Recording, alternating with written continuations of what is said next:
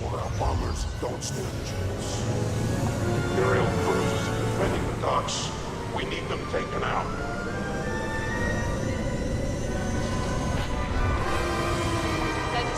All right, Rob, so we're here, phase 1 of Starfighter Assault. What is the objective? Well, you can see the rebels need to take down the Imperial defenses. That's the turrets and the Imperial light cruisers need to be destroyed. And then the Empire, all they have to do is just make sure that they take out the rebel scum. That's right, just defend. Just like that right there. Wow. Boom, an A-Wing getting blown out of the sky by Narwhal Dave. So this is a new ship that we've never seen before in Star Wars Battlefront, the TIE Bomber. What is this class and what does it do? Yeah, it's our new bomber class. It's heavily armored and armed to the teeth. Really great for taking down objectives. You can see here, like you were saying, it is a tank. It does a lot of damage. One of my favorite abilities that it has is the multi-rockets, that it's able to shoot multiple rockets at multiple targets. Yeah, if you use those 2 abilities at once, you can have 5 missiles in the air. 5 missiles. Look at it just tearing through these X-Wings, these A-Wings. It's just getting the job done. Now here's another ship that we've seen before in Battlefront, but it's been reworked. It's a little different. This is the A-Wing, and it falls within the Interceptor class. How does it work, Rob? Well, it is the Interceptor class. It's fast and agile.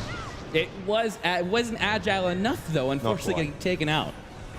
It's a bit of a glass cannon. It is most definitely a glass cannon. Now we have the Y-Wing, which is the bomber class, but for the rebels. How is it a little different from the TIE bomber that's right on its tail? I don't even think he knows he's there. He's attacking for the rebels. It's a Y-Wing. He's doing a bombing run, but no more. Now, Rob, we've seen a lot of ships flying around, the X-Wing and the TIE Fighter, definitely iconic ships in the Star Wars universe. Where do those fall into all of this? So they're a balanced class. They're quite good at dogfighting. Also, they can take on objectives. So they're kind of flexible.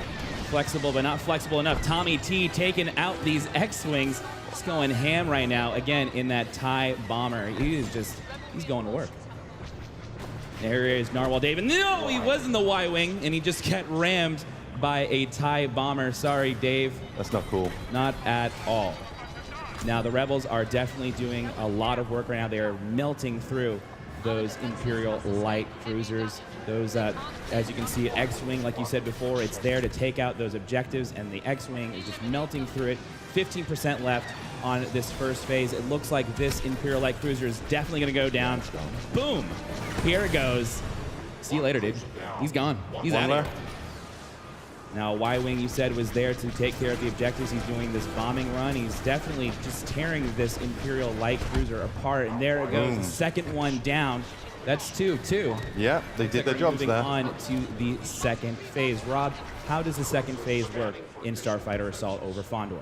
The rebels need to get into this tunnel and blow up all 4 shield projectors that are still protecting the dock. Okay, so, ooh. Ouch. You still have to watch out for those cinder turrets, though. Yeah, they're still there. All right, Rob, so we've been talking about all these ships. We haven't really mentioned the hero ships, and here's our first sight at Darth Maul's Scimitar. What is so unique about this Sith Lord ship? Well, there's a reason you haven't seen him very much. Because he's invisible. He's a stealth ship. I see, okay.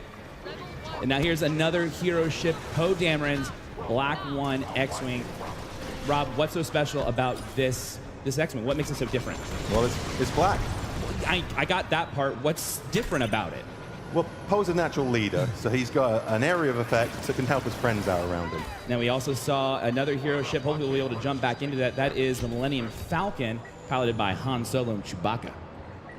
Now, here is another iconic ship in the Star Wars universe, Boba Fett's Slave 1. Rob, what do we have to watch out for with this bounty hunter ship? Pretty much everything. It's Slave 1. He's got concussion missiles, he's got ion cannons, and a seismic charge. Seismic charge. What's so dangerous about a seismic charge, Rob? Well, in this closed environment, it's going to get a lot of kills. So it does a big old area effect burst. Hopefully, that's it. That's the the big noise. Old boom. That was it. So he's definitely doing his job. He's using that mine to his objective, just trying to blow everybody apart that's trying to attack those shield generators. Now here we see Jack Frags piloting Darth Maul's Scimitar. He is just tearing everyone apart. You see he was taking some damage. He cloaked.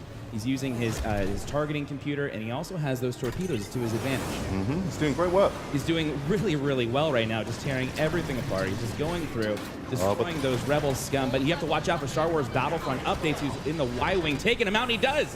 Takes out Darth Maul's scimitar and also goes after that Imperial bomber as well. Now, there's not much left on the shield projector, but we do see Han Solo's Millennium Falcon for the first time up close and personal. Rob, what do we have to look for with the Millennium Falcon? You can see right here, Hans Falcon's taking an awful lot of damage, and that's what he's great at. He's a brawler. Brawler indeed. He's a big tank. He's got what looks like the entire Imperial fleet chasing after him. He is just doing what a tank should be doing. Aggroing. He's aggroing those guys through the objective, trying to give his buddies a chance to take out those shield projectors. The seismic charge going off again. Got the Y-Wings doing the bombing runs, taking out the shield projectors so they can move on to the next phase. We have 2% left. There's 50 reinforcements left. Narwhal Dave using Black 1 to chase after Slave 1 as they are going through, dipping and diving around the shield projectors. Unfortunately, it doesn't look like he's going to be able to take out Slave 1. The Rebels should still have this. The Rebels, I think so. They've got 40 reinforcements left, 2% left on the shield projectors. I think they're going to get it. Now we're getting a better look at Han Solo's Millennium Falcon. You see he's got some really cool abilities at his disposal as well. But we got Battlefield France doing what seems to be the last and final strafing run on the shield projectors. And he does end up taking them out, taking the Rebels to the third and final phase. Now, Rob, let's do a quick recap. We had phase 1, where the Rebels had to destroy the Imperial light cruisers. Then in phase 2, they had to destroy the shield projectors. And now we get to move on to phase 3. What's that all about? The Star Destroyer is still getting power from the dock, so the Rebels need to disable the power couplings, leaving the reactor core vulnerable. Now, once the reactor core is vulnerable, is it always available for destruction, or do they have to do anything else? They've got about a 30-second window to do as much damage as they can. And then the couplings will then come back down. That's right. All right. Well, Battlefront updates again, just doing immense work with the Millennium Falcon, but we've got to watch out for this group of TIE bombers that look like they found prey. They smell blood in the water. They're going to be going after the Millennium Falcon. I don't want to give Battlefront updates. I want to tell him the odds, but he's got to watch out right here. He is a tank, but 2 bombers on him, I'm not so sure. I mean, that's about 10 rockets. I mean, I'm not the best at math. I think that's 10 rockets that he has to watch out for.